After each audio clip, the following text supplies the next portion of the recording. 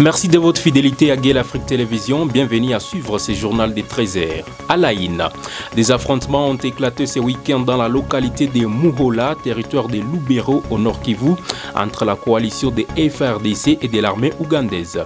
Les forces coalisées sont actuellement engagées dans une opération visant à déloger ces miliciens de la zone. Un reportage complet à suivre dans ce journal.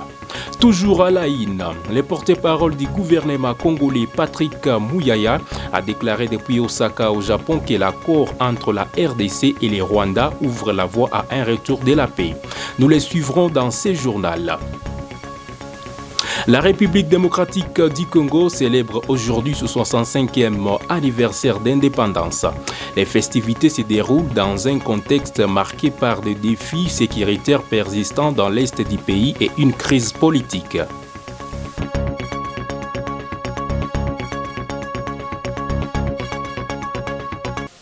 Des affrontements ont éclaté ce week-end dans la localité de Muhola, territoire de Lubero, nous sommes dans la province du Nord Kivu, entre la coalition des forces armées de la République démocratique du Congo et l'armée ougandaise. Les forces coalisées sont actuellement engagées dans une opération visant à déloger ces miliciens dans la zone. Reportage.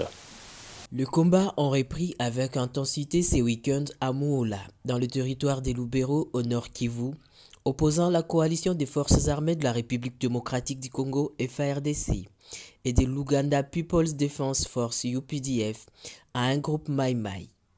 Les forces coalisées mènent une offensive pour déloger ces miliciens de Muhola, où ils sont accusés d'exactions répétées contre la population civile. La situation sur le terrain demeure extrêmement confuse selon des sources locales. La reprise des hostilités a provoqué un exode massif des habitants qui cherchent refuge dans des zones perçues comme plus sûres. Le samedi, des tirs d'artillerie ont été signalés depuis le village de Vulinda Ngovole, visant la colline de Muhola. L'objectif de la coalition FARDC-UPDF serait de détruire le campement Mai Mai établi sur cette colline. Les affrontements ont poussé un nombre important d'habitants à abandonner leur foyer, se réfugiant à Mambira Centre, Muhangi, Vusamba et même jusqu'à Butembo, selon les informations du service local de la protection civile. Contacté par Radio Okapi, l'administrateur du territoire de Lubero n'a pas confirmé la reprise des hostilités.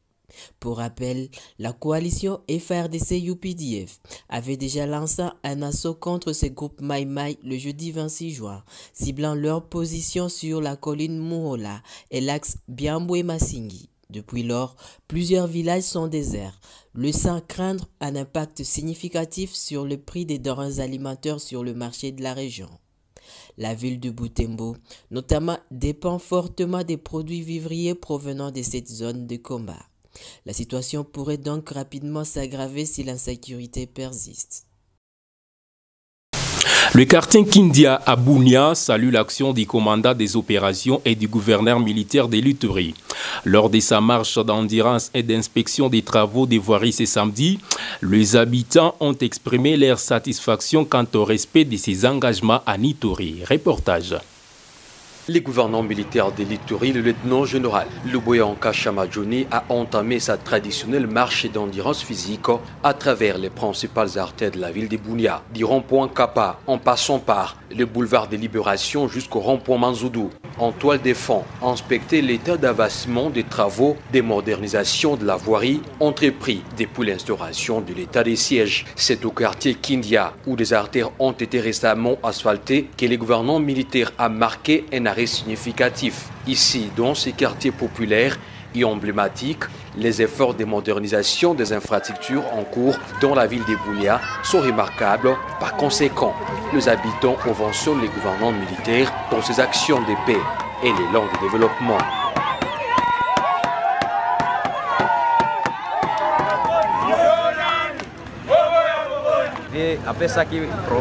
Il a réellement promis et il a réalisé. C'est en tout cas une joie pour moi. Et chaque jour, il est en train de faire le suivi des travaux, comme un bon père de famille.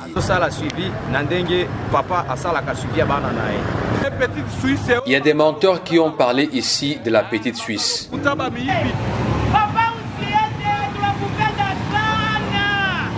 Sur sa trajectoire, les gouvernants militaires encouragent les opérations d'assainissement de la ville menées par les ouvriers communaux.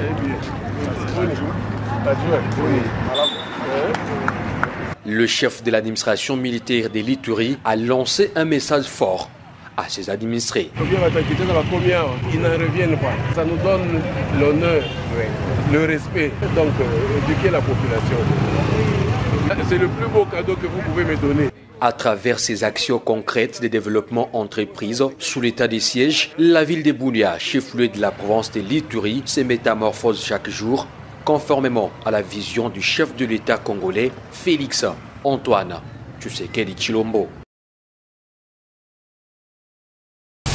Après les massacres du 22 juin dernier à Walungu, attribués aux rebelles du M23, l'armée FARDC alerte sur des nouveaux massacres dans les territoires des Kabaré. Plus d'informations à suivre dans cette déclaration de l'armée. Les commandants de la 3e zone de défense portent à la connaissance de l'opinion, tant nationale qu'internationale, que consécutivement à la dénonciation faite par les porte-paroles de l'armée sur le massacre perpétré par la coalition RDF AFC M23 le 22 juin 2025 à Munzinzi, chefferie de Ngwese, dans le territoire de Walungu en province du Sud Kivu, cette même coalition récidive dans la commission des crimes de guerre contre les populations civiles. Les commandants 3e zone de défense dénoncent pour la 1e fois le massacre de 8 civils lâchement assassinés par ces terroristes la nuit du 24 au 25 juin 2025 à Chirungu, en territoire de Kabaré, dans la province du Sud Kivu. Outre les assassinats, plusieurs civils sont grièvement blessés lors de cette entreprise criminelle et la cour royale des Kabaré complètement saccagée. Leur recherche continue pour éventuellement retrouver d'autres corps sans vie. Il s'y est de noter que cette répétition des crimes s'est commise pendant la période de trêve observée par les forces armées de la République démocratique du Congo. Les commandants zone demandent à la population vivant dans sa zone de responsabilité de rester vigilante et de continuer à dénoncer le crime commis par ces terroristes. Fait à Kisangani le 26 juin 2025, Major Mavoudissa Nestor, porte-parole à la 3e zone de défense. Le porte-parole du gouvernement congolais Patrick Mouyaya a déclaré depuis Osaka au Japon que l'accord entre la RDC et le Rwanda ouvre la voie à un retour de la paix. Et selon lui, cette paix favorisera les investissements et conduira la République démocratique du Congo vers une ère de prospérité. Mouyaya est dans ses propos recueillis pour vous. Toutes ces personnes qui sont victimes, qui ont été victimes pendant longtemps. Donc il faut considérer que de ces points de vue, nous avons, nous, tenu, en tout cas le pari, de préserver ce que nous avons obtenu des pères fondateurs, premièrement. Deuxièmement, la question n'est pas seulement de s'assurer que le pays reste entier. La question, c'est de s'assurer que nous investissons. Le ministre du Commerce extérieur, tout à l'heure, paraphrasant le ministre de Mines, a parlé des diversifications à la fois des ressources ou de partenaires. Et l'exemple de manganèse dont on parle maintenant dans le Congo central et par le Japon est une illustration de cette volonté que nous avons justement de nous assurer que nous travaillons pour développer la République démocratique du Congo. Il ne faut pas oublier que c'est un engagement qui a été pris par le président de la République, pour lequel nous avons déjà fait beaucoup de progrès. Et maintenant, avec cette perspective du retour de la paix et ces investissements qui s'annoncent, on peut considérer qu'on va progressivement rentrer véritablement dans une ère de prospérité où ce qui devait être dépensé pour la guerre devra désormais contribuer à régler les problèmes de Congolais qui sont déjà bien identifiés au niveau du gouvernement. La société civile de Mambasa appelle le FARDC à intensifier la traque des EDF. Cette demande fait suite à la prise d'otage d'une quarantaine de personnes survenues mercredi dernier au village des Lacs, situé à environ 200 km au sud-est de Bunia. La société civile insiste sur la nécessité de libérer rapidement ces otages. Reportage. La société civile de Mambasa a lancé un appel pressant aux forces armées de la République démocratique du Congo depuis les samedis 28 juin, les exhortant à intensifier leurs efforts pour traquer les rebelles de forces démocratiques et alliées EDF. Cette demande intervient après la prise d'otage d'une quarantaine de personnes survenues mercredi dernier dans les villages des Laquais, situés à environ 200 km au sud-ouest de Bunia. Selon des sources au sein de la société civile, les EDF ont établi des bastions solides dans les chefferies de Babila Bakwanza et Babombi, des zones rurales où ils imposent des taxes illégales aux habitants pour accéder à leurs propriétés agricoles. Le mercredi fatidique, des affrontements ont éclaté près de Biakato à Elake entre un groupe de miliciens Maïmaï et les EDF. Le bilan de ces combats est lourd, 2 miliciens ont été tués et au moins 40 civils ont été enlevés. Leur sort demeure inconnu jusqu'à ces jours. La nouvelle société civile de Mambasa dénonce vivement ce qu'elle considère comme une léthargie des forces conjointes FARDC et UPDF dans leur mission de traque des EDF. Elle souligne que ces rebelles opèrent en toute impunité dans les chefferies de Babila Babombi et Bakwanza, à la frontière des territoires du Roumou et de Beni, au nord Kivu. Les EDF circulent librement avec leur bétail dans la région et sont régulièrement aperçus par les paysans se rendant à leurs champs, affirme une source de la société civile. Malgré les nombreuses alertes lancées aux autorités militaires, aucune action concrète n'a été entreprise. Marie-Noël Anotane, coordonnatrice de la structure citoyenne, déplore l'inaction des autorités. Contacté pour commenter la situation, l'administrateur du territoire de Mambasa a assuré que des opérations sont en cours pour libérer les otages sans toutefois préciser leur nombre. Les gouverneurs militaires du Nord Kivu, le général-major Somo Kakule Evariste, est arrivé aujourd'hui à Beni. Son retour fait suite à la conférence des gouverneurs qui s'est tenue à Kolosi. À son arrivée, le général-major Somo Kakule Evariste a lancé un message de paix à la population. Le gouverneur est dans ses propos recueillis pour vous. Nous retenons de ce voyage qu'à Kolosi, nous étions à la conférence des gouverneurs et nous allons organiser ici à Beni une session de restitution de ce qu'a été le déroulement de cette grande conférence, des conclusions et recommandations qui ont été données, des opportunités que la province peut retirer de ses assises, c'est-à-dire la conférence des gouverneurs. À Kinshasa, nous avons été en contact avec les autorités du pays, en commençant par, bien sûr, l'autorité suprême, ainsi que toutes les autres autorités, tant ministérielles, militaires, que des grands services, afin de poser les problèmes de la province. Et nous allons aussi faire une restitution quant à ce qu'a été le résultat de tous ces contacts effectués à Kinshasa. C'est un message d'espoir. Pendant notre séjour à Kinshasa, nous avons vu que les autorités travaillent très dur.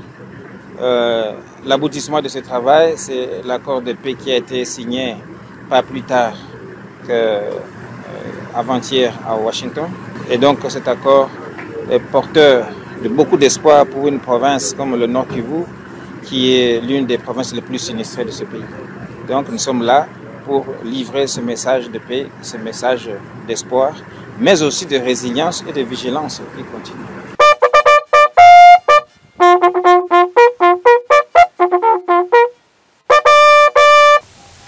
Page noire dans ce journal. Le jeune artiste D.M. Black, tragiquement décédé par balle le week-end dernier, a été inhumé ce lundi.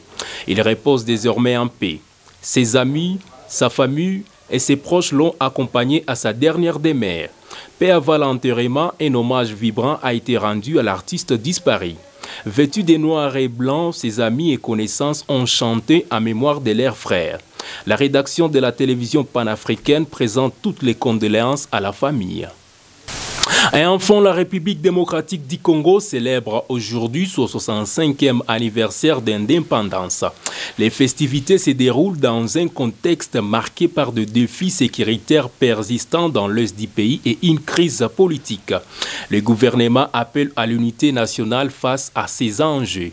Reportage. C'est lundi 30 juin, la République démocratique du Congo commémore son 65e anniversaire d'indépendance. Une date historique, symbole de la fin de la domination coloniale belge et de l'émergence d'une nation souveraine. Pourtant, cette célébration se déroule dans un contexte particulièrement complexe, marqué par des crises politiques récurrentes et une situation sécuritaire alarmante, notamment dans l'est du pays. L'indépendance, acquise en 1960 après des décennies de lutte, a ouvert la voie à l'espoir d'un avenir meilleur pour le peuple congolais. Patrice Lumumba, figure emblématique de la lutte pour l'indépendance, avait incarné cette aspiration à la liberté et à l'autodétermination. Cependant, les premières années de l'indépendance furent tumultueuses, marquées par des conflits internes, des ingérences étrangères et l'assassinat tragique de Lumumba, plongeant le pays dans une période de grande instabilité. Depuis lors, la République démocratique du Congo a connu des régimes autoritaires, de guerres civiles dévastatrices et des crises politiques à répétition. Malgré les efforts de reconstruction et de consolidation de la démocratie, le pays peine à se stabiliser et à assurer un développement durable pour sa population. Aujourd'hui, la République démocratique du Congo est confrontée à plusieurs défis majeurs qui mettent à l'épreuve sa stabilité et son avenir. Les tensions politiques restent vives, notamment en raison des controverses liées aux élections et à la gouvernance. La méfiance entre les différents acteurs politiques et la fragilité des institutions démocratiques entravent la mise en œuvre des réformes essentielles pour le développement du pays.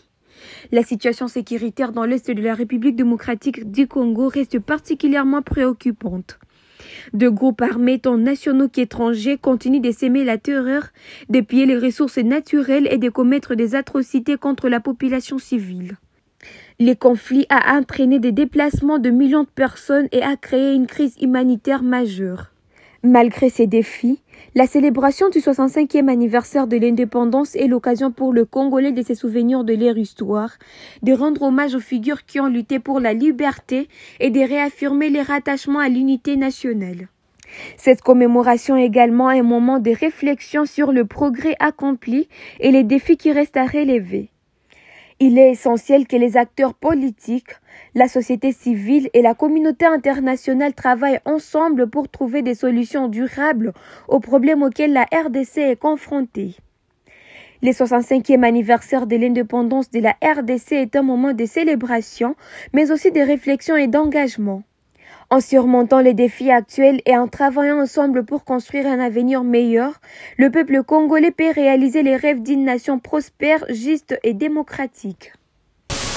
Et c'est avec cette information que nous terminons ce journal des 13h Sergueï l'Afrique Télévision. D'autres actualités restent à continuer.